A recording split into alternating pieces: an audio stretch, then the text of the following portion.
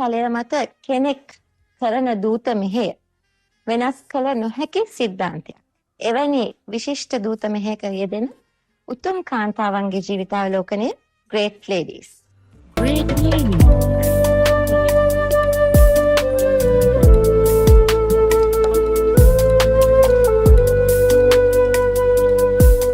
එක්දස් 959 වර්ෂයේදී කොළඹදී උප්පලද අධ්‍යාපනය හැදෑරුවේ කෝට්ටේ ආනන්ද බාලිකා විද්‍යාලයෙන්. උපතින් රැගෙන ආ රංග ප්‍රතිභාව පාසල් වේදිකාව තුළින් මුවහත් කරගත් 1975 වසරේදී වෘත්තීමය වශයෙන් රංගන ක්ෂේත්‍රයට ඇතුළත් වුණා.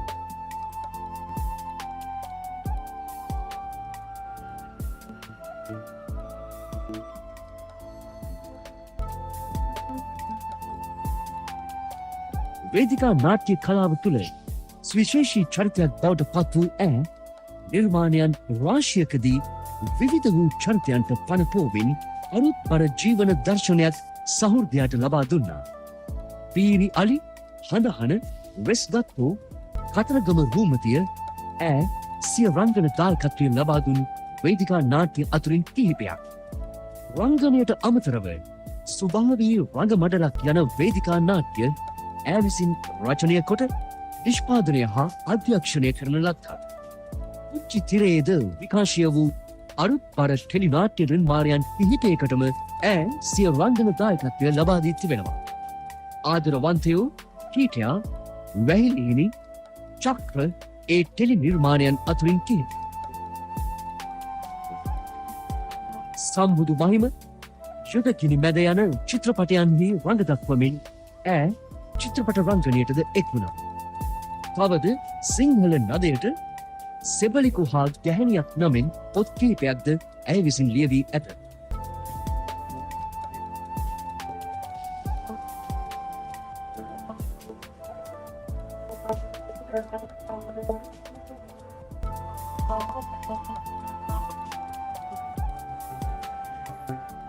දශක 4කට ආසන්න කාලයක් පුරාවට ලාංකේය රංගන කැන්වසය සොඳුරු සිතුවමින් හැඩ කළ අපූර්ව සිත්තරාවිය ප්‍රවීණ රංගන ශිල්පිනී මෙලනි අශෝකා අද ග්‍රේට් ලේඩීස් වැඩසටහනේ කතානායිකාවයි. මෙලනි අශෝකා මහත්මිය, අපි ඔබතුමී ඉතාමත් ආදරයෙන් ග්‍රේට් ලේඩීස් වැඩසටහනට පිළිගන්නවා. ආයුබෝවන්. කොහෙද පාසලට? පාසල කෝට්ටේ ආනන්ද බාලිකාව. දැන් මේ කෝට්ටේ ආනන්ද බාලිකාවට යන අතරමැදදී කෙනෙක්ව බලන්න හැම වෙලේම ගයක් ඉස්සරහින් එහාට ගියා මෙහාට ගියා. රාන්සි පුටු පැද්දින්න එක්කිනවා බලන්න.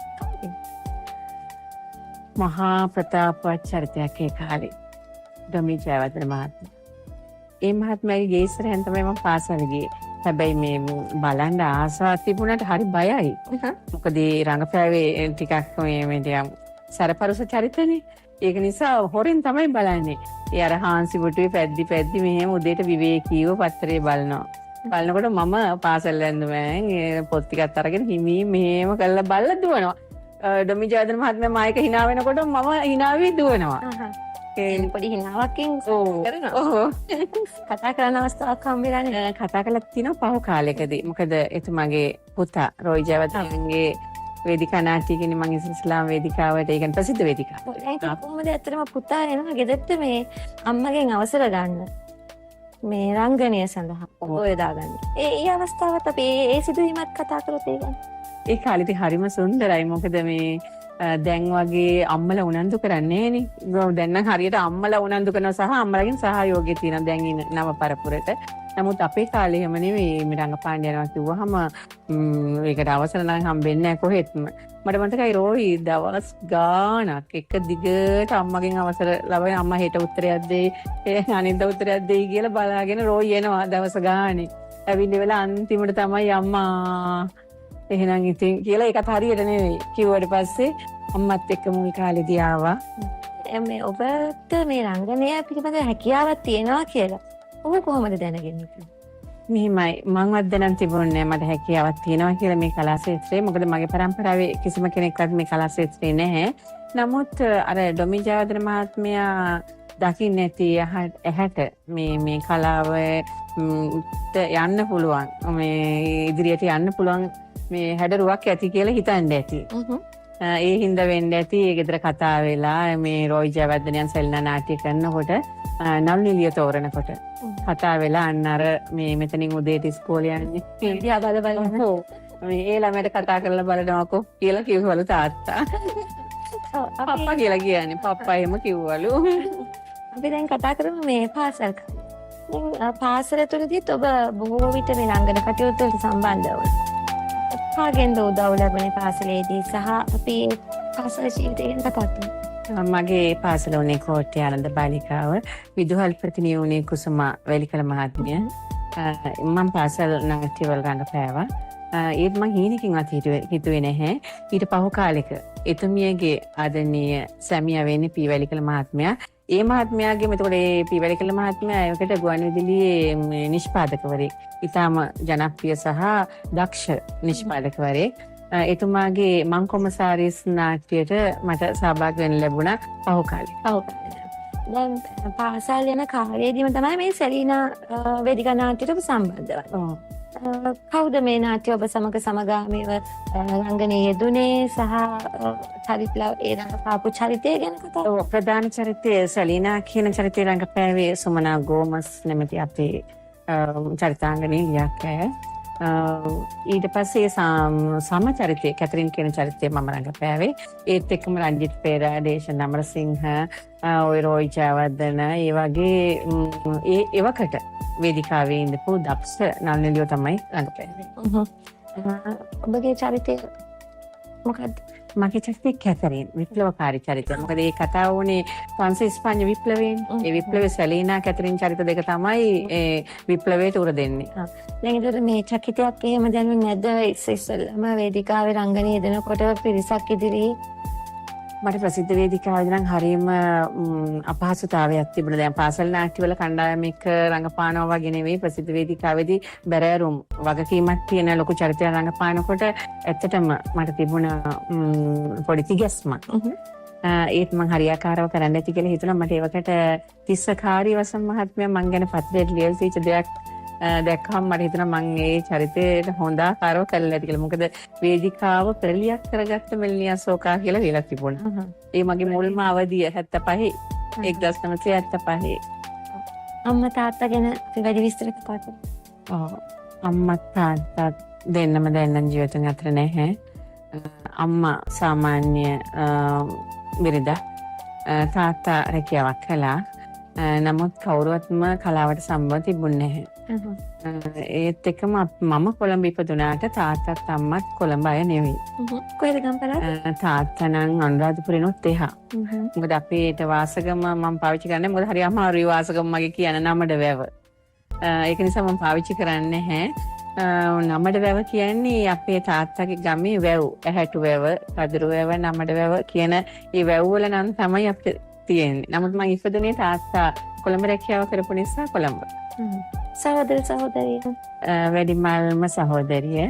ඊගාවට සහෝදරියෝ දෙන්නෙක් ඉන්නවා. ඊගාවට මම තවත් බාල සහෝදරයෙක් ඉන්නවා. ඒ අය කලාවට සම්බන්ධ වෙලා ඉන්නද? ඒ අයගෙන් ඔබගේ කලා ජීවිතයට ලැබුණ යම්කිසි සහයෝගයක් තියෙනවා? මල්ලි කැමරා ශිල්පියෙක්, ලාල් විජිත කුමාර. මට මගේ පස්සෙන්ම තමයි පුංචි කාලේ ඉඳලා මෙයා ගියේ. මං හිතන්නේ මගෙන් ආభాසය ලැබුවා වගේ අද දැන් කැමරා ශිල්පියෙක් වෙලා මේ ශාස්ත්‍රයේම ඉන්නවා. මාධ්‍ය ආයතනයක වැඩ කරනවා. දැන් පාසලෙන් අධ්‍යාපනය ලැබලා ඉවරනට පස්සේ මොකද කරන්නේ? පාසලෙන් අධ්‍යාපනය ලැබුවට පස්සේ අද නම් ඉතින් අයට තියෙනවනේ ලොකු බලාපොරොත්තු ලොකු දේවල් කරන්න. එහෙම නෑ. අර තිබුණේ කලාව. කලාව පස්සේ යන වෙලාවකට ඉතින් අපේ වැඩිහිටියෝ බයිනවා. කලාව දෙකයි තියෙන්නේ, නගින කලාවයි බහින කලාවයි. උඹලා නම් ඉතින් බහින කලාවේ තමයි කියලා. මොකද හැමතිස්සෙම කලාවේ කියන්නේ මේ ටෙලිවිෂන් එක නැහැ. සිනමාව සහ වේදිකාව. ඉතින් වේදිකාවේ පුදුම මේ කියන්නේ මෙතරම් පහසුකම් නැහැ. වැඩියම පයින් තමයි යන්නේ. ඉතින් ගිහලා නමුත් ඒක මේ ඇඟට අරගෙන ඒ වේදිකාවේ රඟපානවා කියන එක අපිට ඉතින් රටක රාජ්‍යයක් වගේ තමයි. ඊ ඇරෙන්න වෙන ලොකු බලාපොරොත්තු ලොකු රැකියාවල් කරන්න එහෙම තිබුණේ. ලයනල් රංගවලියන් සහ විනී රංගවලියන් සමග ඔබ බොහෝ වේදිකා නාට්‍යවල ඔවුන්ගේ නිර්මාණ තුනේ. ඒ දෙදෙනා ගැන සහ ඒ දෙදෙනාගෙන් ඔබේ රංගන ජීවිතයට යම්කිසි සහයෝගයක් ලැබුණා? මගේ ගුරුවරුන් දෙදෙනෙක් මම ඉතාමත්ම ගෞරවයෙන් සිහි කරන්නේ. මොකද මට පාසල් අවදියෙන් පස්සේ ප්‍රසිද්ධ වේදිකාවට එන්නකොටම මට යහපත් ගුරු ඇසුරක් ලැබුණා. ඒ තමයි ලයනල් රාංගවලයන් සහ ඔහුගේ වැඩිමල් සොහොයුරු විනී රාංගවලයන්. ඒ දෙපළගේ වේදිකා නාට්‍යවල මම 75 ඉඳලා 80 වෙනිතෙක්ම රඟපෑවා. මොකද ලයනල් රාංගවලයන් එකල පාසල් නිර්දේශිත නාට්‍යයන් තිබුණා. වැඩි කරන නරක ළමයි, නොගිය ගමන, එක ගෙඩියයි පළගත්තේ වගේ පාසල් නිර්දේශිත නාට්‍යයන් ඔහුත් එක්ක මම හැම තැනකම වගේ ගියා. ඒත් එක්කම ඔහු සම්බන්ධ වෙලා තිබුණා මකුලලුව මහත්මයාට. එතුමා තමයි අපේ ජන සංගීතයේ ක්ලාසිකරේ රංගවලයන්ේ මග ගියා. අපිත් ඔහුගේ ඇසුර ලැබපු ඔහුගෙන් ගුරුහරුකම් ලැබුවා. ඒත් එක්කම විනී රංගවල මහත්මයා ගැන කියනවා නම් ඔහුගේ වේදිකා නාට්‍ය තිබුණා තවලන් දෙක, සෛලාසනය, හඳහන. මම හිතන්නේ අද ඉන්න හුඟක් නළුනෙලියෝ මේ ඔවුන්ගෙන් තවතාපු අය තමයි මේ කියන්නේ වැඩිහිටි පරම්පරාව. ඔවුන්ගෙන් පැවතාපු අය. ඉතින් මම හරියටම සතුටු වෙනවා. ඒ වගේම මම හදපිරි ගෞරවයෙන් සිහිපත් කරන ඕනෙද.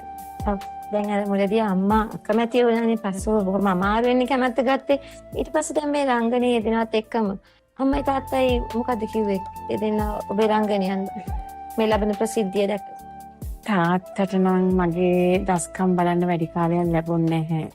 තාත්තා අපේ ටිකක් කුඩා අවදියේදී වගේ තමයි අපි අතරින් වෙන් වුණේ. අම්මා හිටියා. ඒත් දැන්ට අම්මත් අපි අතරින් වෙන වෙලා අවුරුදු 10ක් විතර වෙනවා. ඉතින් අම්මා නම් බොහෝ සතුටටපත් වුණා. මොකද මම එක ශේෂ්ත්‍රයක විතරක් නෙවෙයිනේ, හැම ශේෂ්ත්‍රයකම නියෝජනය වෙනකොට අම්මට මේ පුදුම සතුටක් තිබුණා. අම්මා හරි ආඩම්බරෙන් මං ගැන හැමතිස්සෙම කතා කරා. ගම පැත්තේ එහෙම යවෙන්නේ නැද්ද? දැන් මේ සම්බන්ධතාව වලින් ඈත් වෙලාද? නෑනේ. ගමේ අය දන්නවා මං කලාකාරිනියක් කියලා. නමුත් එන්න කියලා ආරාධනා තියෙනවා. අද තව වෙනකන් ගමේ ගිහිල්ලා නෑ. මම දැන් අයියට මේ ළඟදිත් කිව්වා දැන් අයියලා අක්කලා ඔක්කොම ගමේ ගිහිල්ලා තාත්තගේ නෑදෑයන් ඔක්කොම එක සම්බන්ධකම් පාතලා තිනවා. මාව ටෙලිෆෝන් එකෙන් කතා කරලා තිනවා මයිත් එක්ක. මේ ටීවී වලින් දැකලා තියෙනවා, මේ මාධ්‍ය වලින්. ඒ ඇරෙන්න මාව හැබැයි මේ සිංහල අවුරුද්දට එන්න ගිය සිංහල අවුරුද්දට හැමදාම ආරාධනා කරනවා. හැමදාම යන්න ලැබුණේ. මං අයියට කිව්වා මේ අනේ මේ අවුරුද්දවත් යන්න කියලා. ඔව්, ගමේ අය බොහොම සතුටුයි ඔබව දකින්න. අපි තවත් බොහෝ දේ තියෙනවා කතා කරන්න. මේ කෙටි විරාමයෙන් අනතුරු නැවත සම්බන්ධ වෙමු. Great lady.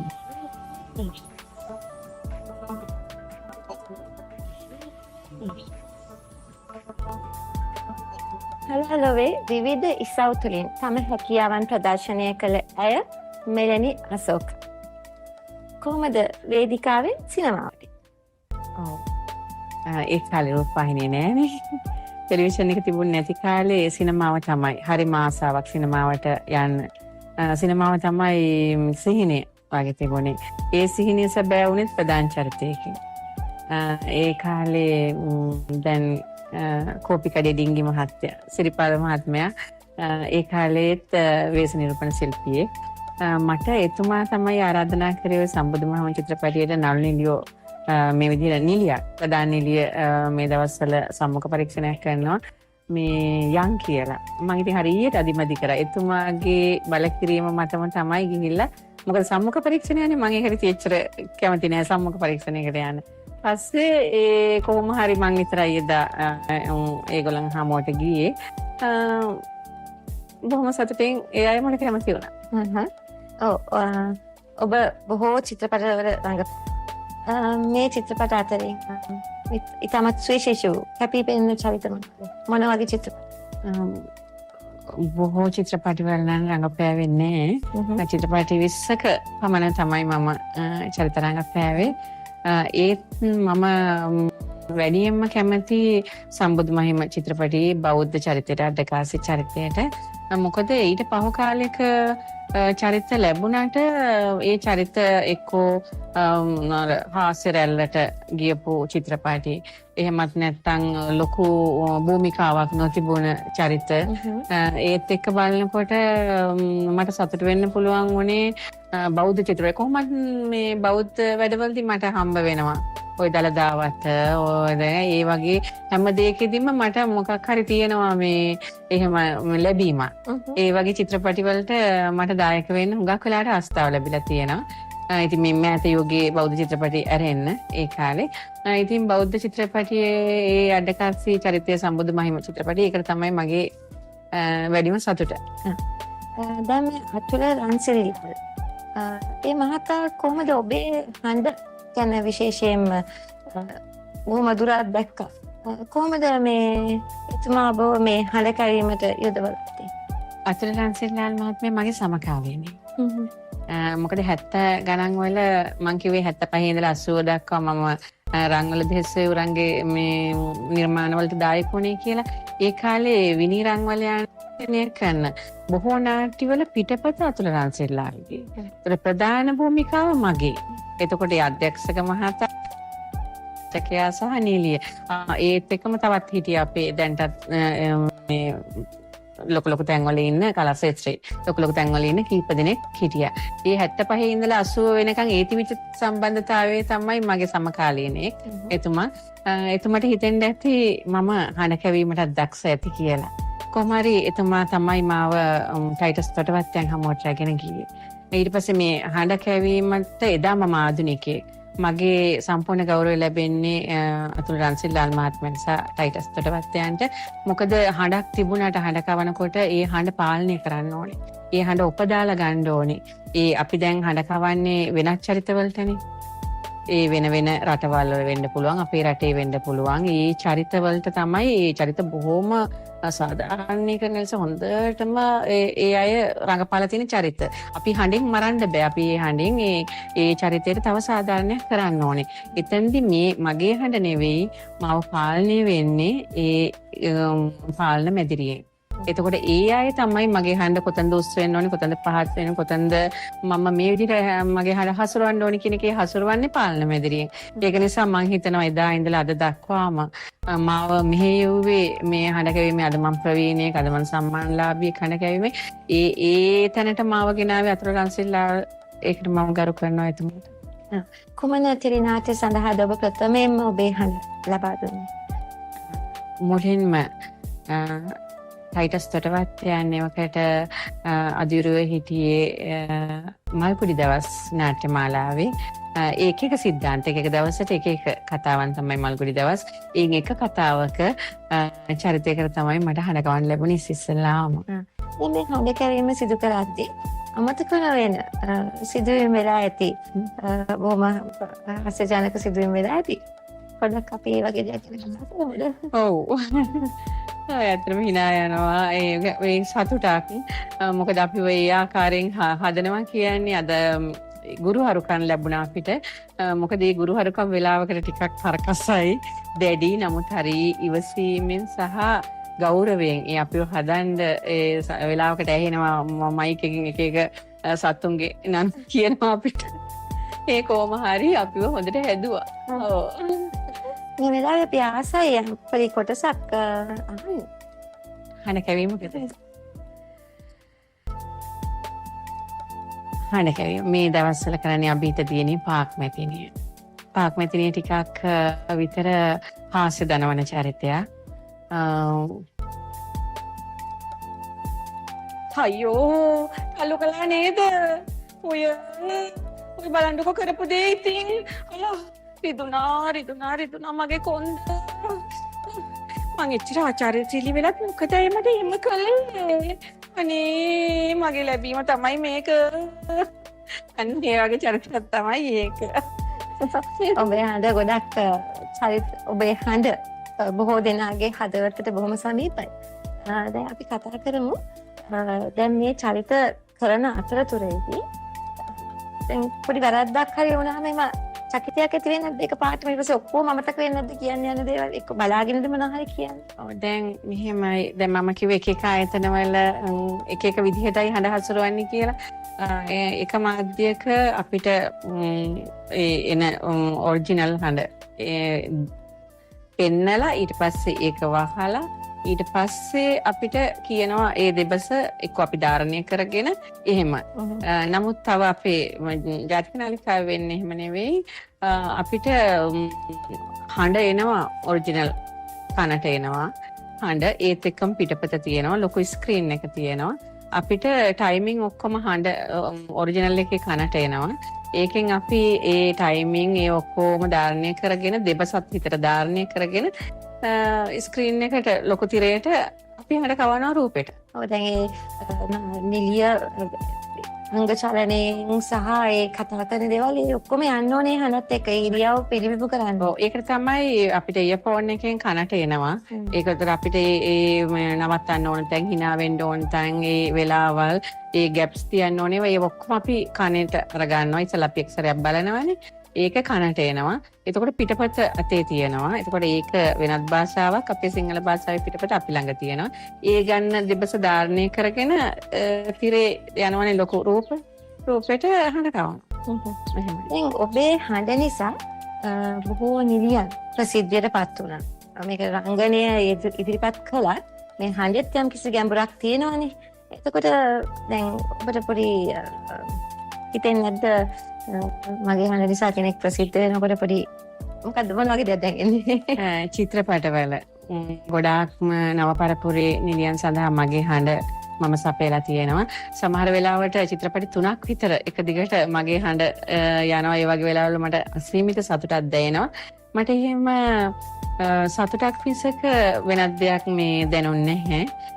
සතුටක් කියන්නේ අනේ අකි මේ ඇත්තටම ඔයාගේ හඬ නිසා මම තවත් මේ මගේ චරිතය මේ කියන්නේ හොඳට ඉදිරිපත් වුණා කියලා කියනකොට ලොකු සතුටක් දැනුණා. බොහොම රසවත් දේ තවත් තියෙනවා දැනගන්න මේ කෙටි විරාමයේ අනතුරු. Great lady.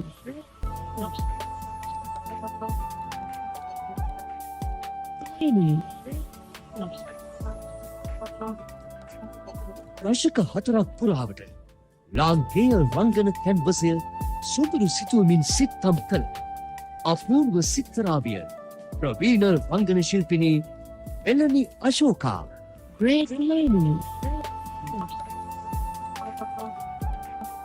මෙලනි අශෝක මහත්මිය අද ග්‍රේට් ලේඩිස් වැඩසටහනේ කතානායිකාවයි. ඔබට හැඟෙන්නේ මොකද්ද? වැඩියෙන්ම වටින්නේ මේ චරිතයක නිරූපණය ඒ කෙනාගේ මුහුණද එහෙම නැත්නම් කතාව? මොකද්ද මේකෙන් වැඩියෙන්ම ප්‍රබල? දෙකම. මුහුණේ තියෙන ඉරියව් වලට උචිත ලෙස තමයි හඬ හසුරුවලා තියෙන්නේ ශිල්පිනිය. එතකොට අපිත් ඒකට සාධාරණයක් කරන්න ඕනේ.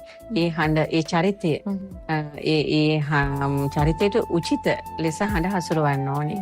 මම මේක අර මුලින් කිව්වේ මොකද මගේ හඬ නිතරම පාලනය වෙන්නේ පාලන මැදිරියෙන්. මේ මොකද මම උපරිමය කරනවා ඒ චරිතෙට. නමුත් ඊට වඩා එයාලා තමයි දකින්නේ මේ චරිතෙට මේ හඬ දැන් මෙච්චර කොහොම වෙන්න ඕනද කියලා. ඒකෝර තමයි කියන්නේ මෙල්ලි ඔය තව ටිකක් ඉහලින් කතා කරන්න මෙල්ලි. නැත්නම් මෙල්ලි තව ටිකක් ඔයිට වැඩිය එතන හැංගීම් බර වෙන්න. ඒ මගේ කන් දෙකට ඒ පාලන මැදිරියෙන් එන හඬත් එක්ක තමයි මම නිතරම චරිතවලට හඬ මුසු කරන්නේ. දැන් මොකද ඔබ දකින්නේ මේ රංගපෑමද ලේසි හඬ කැවරි? එකක්වත් ලේසි නෑ. හරියට කරන්න ඕනේ. එතකොට හරිම ලේසි. ඔව්. කතා කරමු පෞද්ගලික ජීවිතය පිළිබඳව. ඔබේ සමියගේ කොයි වගේ ශක්තියක්ද ඔබගේ මේ රංගන ජීවිතේ? ඇත්තම කියනවා නම් මගේ සැමියා මේ කලා ශාස්ත්‍රයට සම්බන්ධ කෙනෙක් නෙවෙයි. ඒ නිසා මං හිතන්නේ මට ලොකු රුකුලක් හම්බුන්නේ මගේ සැමියාගෙන්. ඊට පහු කාලෙක සැමියා අපේ අතරින් වියෝ වුණා. ඒත් එක්ක බලනකොට ඒ කාලේ මුල් අවදියේ මට මතකයි මගේ සැමියා මං හම්බ වෙන කාලේ මට මුණ ගැසෙන කාලේ ලයිනර් රංගවලයන්ගේ කාලගෝල් නාට්‍යයේ මුල්ම ආරම්භක ගීතය සිරිසාරා මේ පුරවරා කියන ගීතය ඔහු ගායනා කරමින් රඟපෑවා. ඔහුත් රංගන ශිල්පී. මුල් අවදියේ ඊට පහු කාලෙක ඔහුට කලා ශාස්ත්‍රයේ නිරත වෙන්න හම්බුනේ නැහැ. දැන් කොහොමද මේ සැමියාගේ විවරෙන් පසුව මේ ශක්තිමත් කාන්තාවක් ලෙස නැගී සිටින්නේ?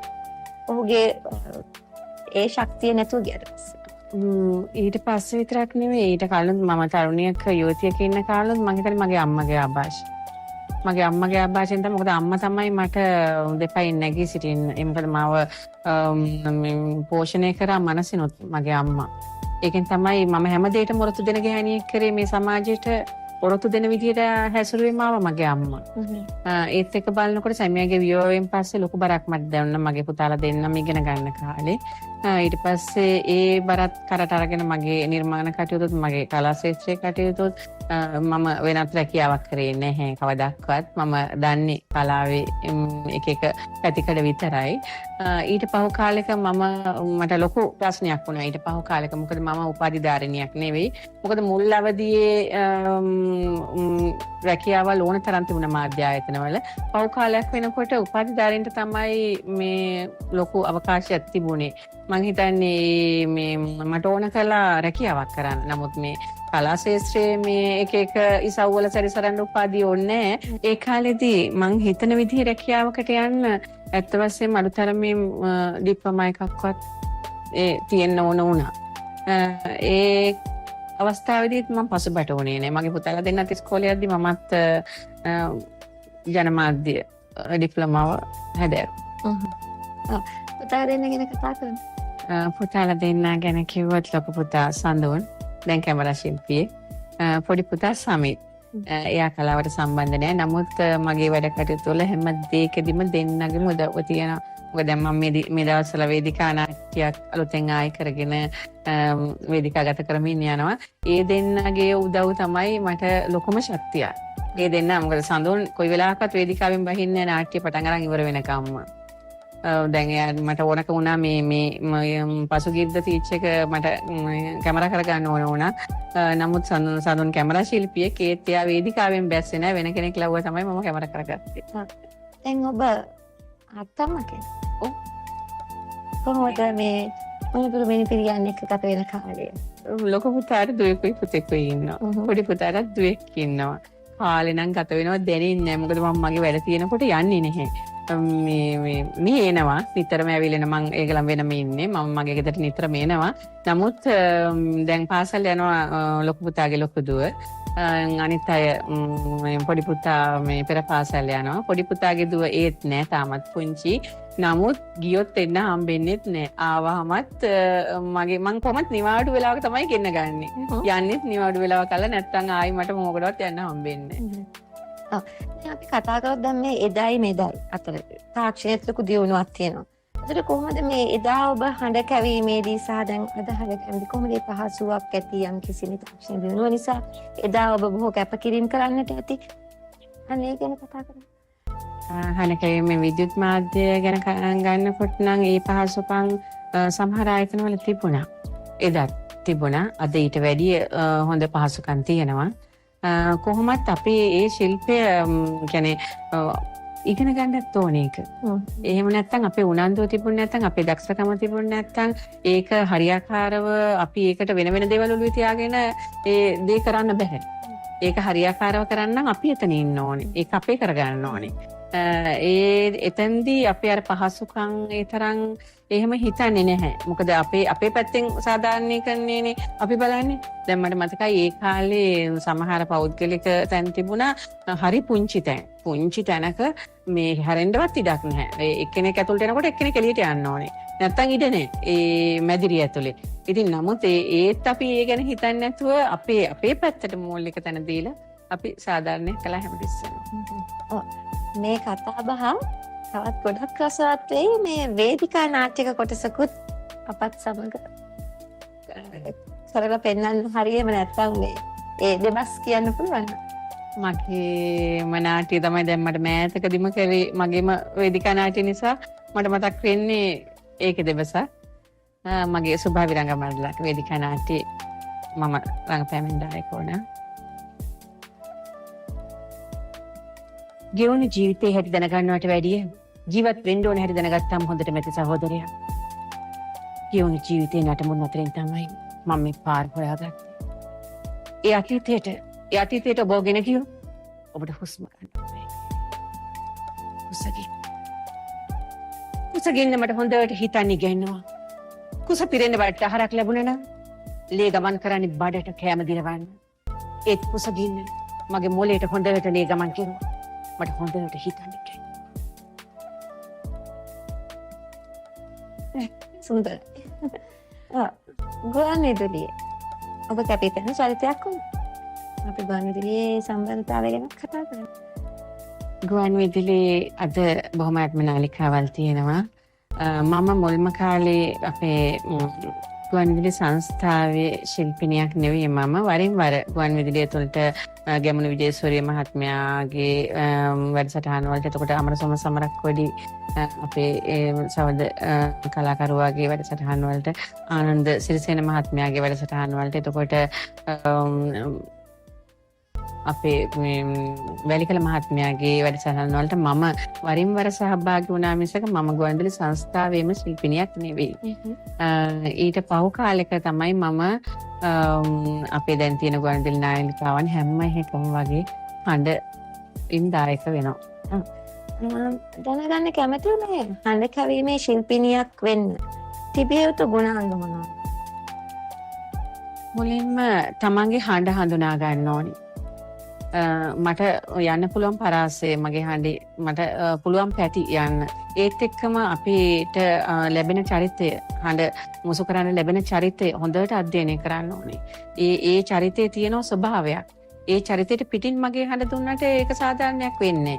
ඒ චරිතයේ හසුරුවලා තියෙන විදිහට මගේ හඬ මම මුසු කරන්න ඕනේ. එහෙම කළොත් තමයි ඒ චරිතයට සාධාරණයක් වෙන්නේ. ඒත් එක්කම හඬ කැවීම ශිල්පය අර වචන කටාරපු ගමන් ඔබන ශිල්පයක් නෙවෙයි. හඬ කැවීම ශිල්පය කියන්නේ sannivedana මාධ්‍ය. හොඳ sannivedana මාධ්‍යයක්. මොකද අපිට පිටරටවල් වල එක එක සංස්කෘතින්, එක එක ජාතීන්ගේ, එක එක භාෂාවන්ගේ ඒ චර්යා ධර්ම ඒ ඔක්කොම අපිට ඒ පිටරට විශ්ව නිර්මාණ අපි කියමු දැන් ඔය නොත්‍රි දාමේ කුදා යවස්ලෝ මිනිසා සිටවර මොන්ටක්‍රොස්තෝ ඒ වගේ අපි මල්ගුඩි දවස් එහෙම නැත්නම් මේ දැන් අභීත දියණිය වුණත් ඒ රජ පරම්පරාවේ සුජාත දියණිය වුණත් ඒ රජ පරම්පරාවේ සංස්කෘතින් වල ඒ චර්යා ධර්ම ආචාර විදි සිරිත් විරිත් අපිට දැක ගන්න ලැබෙනවා. ඒතකොට ඒවා අපි මරන්න බෑ. මේ හඬකැවීම ශිල්පයේ තුලින් ඒ හඬවල් ඒ ගාම්භීරත්වය ඒ චරිත සමහරට දැන් ඔය ඒ චරිත මේ ජීවමානයේ කාලේ තිබිච්ච චරිත. ඒවට තමයි අපිට මේ හඬ මුසු කරන්න වෙලා තියෙන්නේ. ඒතකොට ඒ චරිත ප්‍රතාපවත් නම් අපි කොහොමද අපේ හඬ ඒ ප්‍රතාපවත් වෙන්නේ නැතුව හඬ මුසු කරන්නේ? ඒ චරිතවලට අපි සාධාරණයක් කරන්න ඕනේ. ඒක නිසා මේ හඬ කැවීම මාධ්‍ය කියන්නේ ඉතාමත්ම සුවිශේෂී මාධ්‍යයක්. ඔබ හොඳ ලේඛිකාවක්. අපි ඒ ගැන කතා කරනවා මේ කෙටි විරාමයෙන් අනතුරුව. Great learning.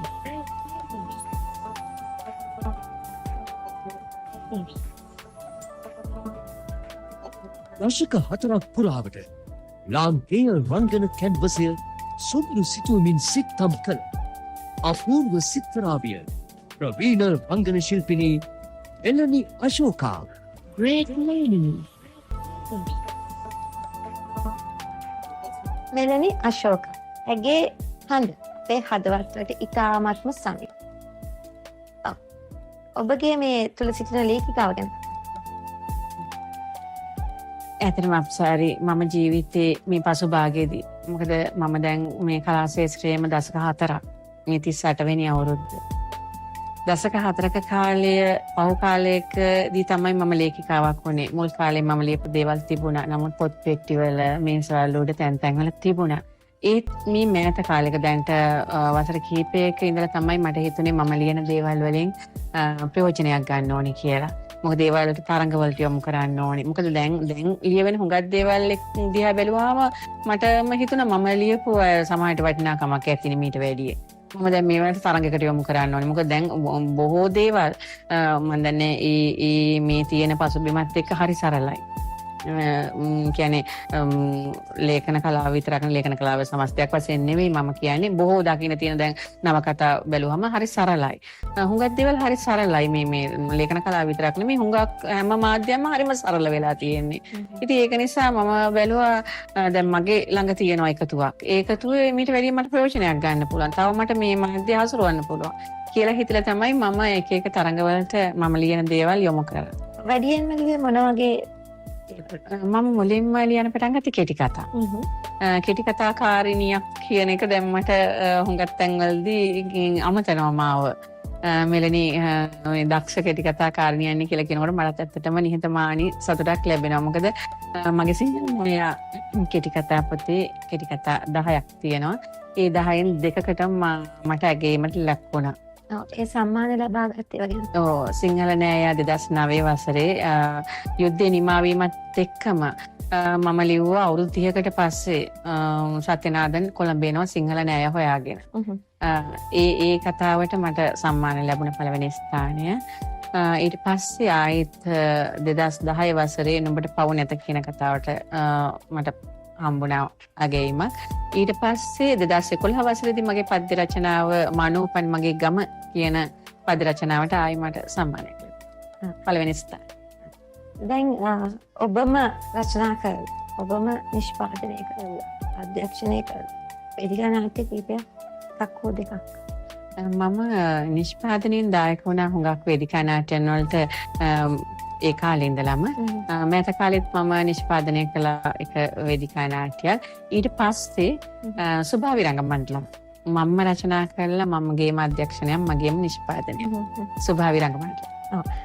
කොහොමද ඒවට ලැබෙච්ච ප්‍රේක්ෂක ප්‍රතිචාර සාර්ථක වුණාද මේ?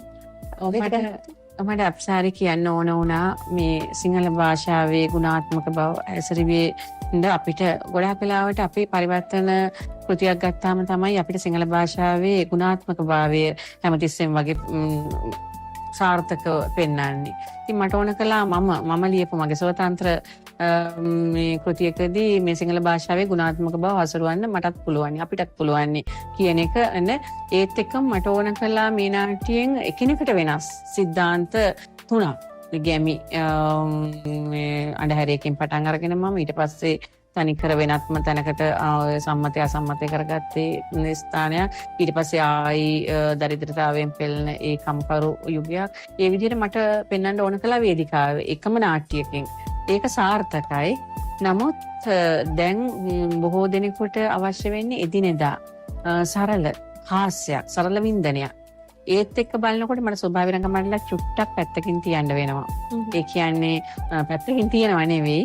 මම හිතාගත්ත ස්වභාවී රංගමණ්ඩලක් සාමාන්‍ය ජනයා අතර නිතර ගෙනියන්නේ නැතුව මම සමහර විට රාජ්‍ය නාට්‍ය උත්සවයට වගේ ස්වභාවී රංගමණ්ඩල තියාගෙන ඒත් එක්ක යන්න පුළුවන් දර්ශන වලට මම ගිහිල්ලා මම ලියාගෙන යනවා මේ මගේම නාට්‍යයක්. නමුත් සරල හාස්‍යකුත් නෙවෙයි හොඳ තේමාවක් තියෙන හාස්‍යෝත්පාදක නාට්‍යයක්. ඒකම තමයි මේක. දැන් කලා ශාස්ත්‍රය තුල මේ හඬකැවීමේ ශිල්පිනියක් විදිහට ඔබගේ දායකත්වය ඇගීමට ලක් වෙලා තියෙනවා. ඒ කියන්නේ ඔබ සෑහීමටපත් වෙනවාද? ඇගීම උනාන. ඒ කාලේ නම් අප්සාරි අපිට හඬකැවීම ගැන කවුරුත්ම ඇගීමට ලක් කරේ නැහැ.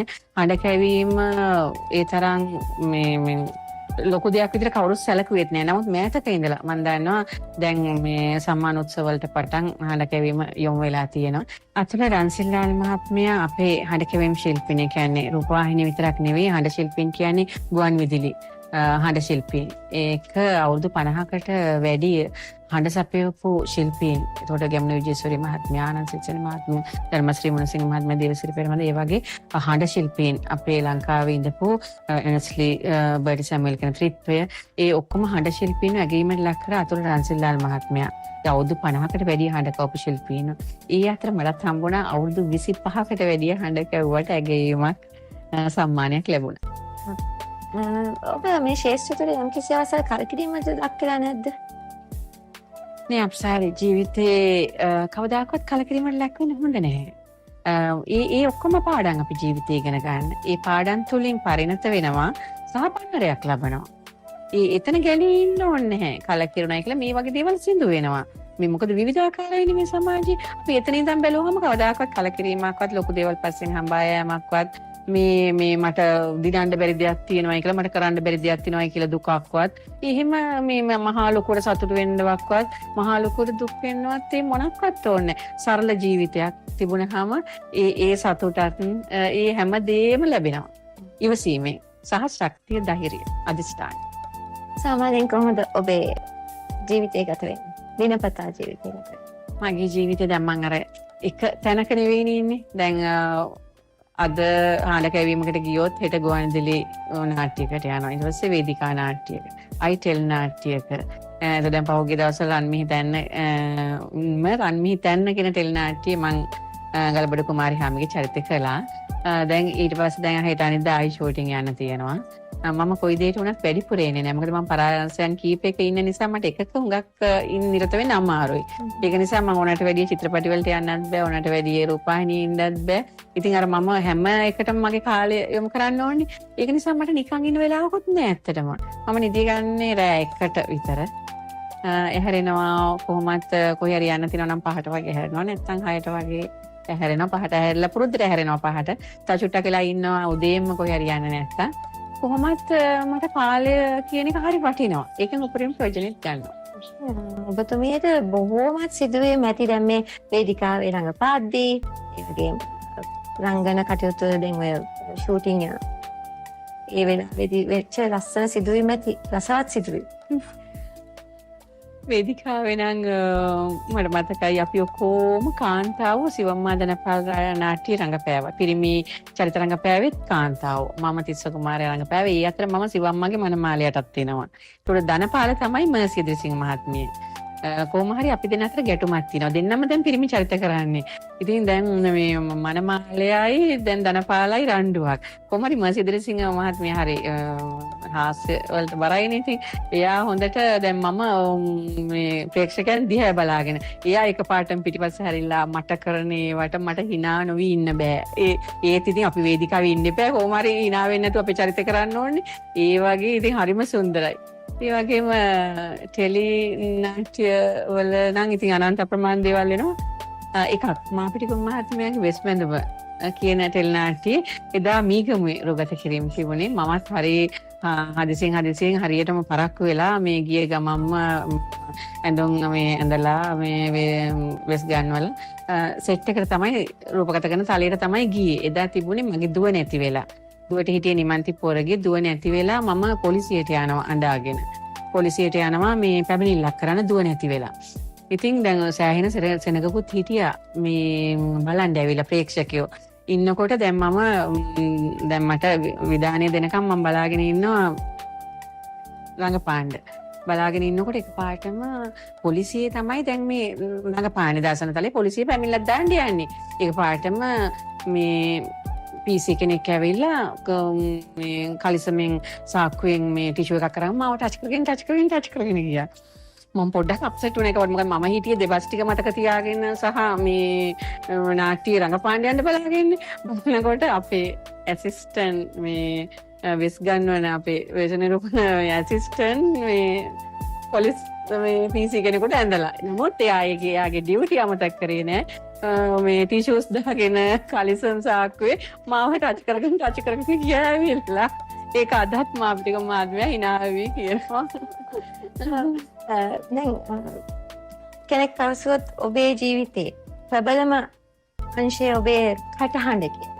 හරි. කටහඬත් ප්‍රබලයි. මං නිරත වෙලා ඉන්න මාධ්‍යයන් ඔක්කොම ප්‍රබලයි. කියලා මට හිතෙනවා මං ඒ දේ හරියට කරනවා නම්. ඔබට ඔබට මොකද හිතෙන්නේ? මගේ අවසාන ප්‍රශ්නේ. හරිම සතුටක් දැනෙනවා. මොකද කලාකාරණියක් වශයෙන් කිසිම ලතවෙල්ලක් දුකක් සන්තාපයක් මගේ ජීවිතේ නෑ. මොකද මම පරාසයන් කීපයක හොඳට අගයීම් වලට ලැබිච්ච කෙනෙක්. අගයීම්ට කළා. මම ඒ අයට මගේ ගෞරවය මේ පිරිනමනවා. මොකද මගේ දක්ෂතාවයක් තිබුණ නිසායි මාව අගයීමට ලක් වුණේ. ඒ දක්ෂතාවය ඇති වෙන්න මම හරියාකාර වේදේ කළ නිසා.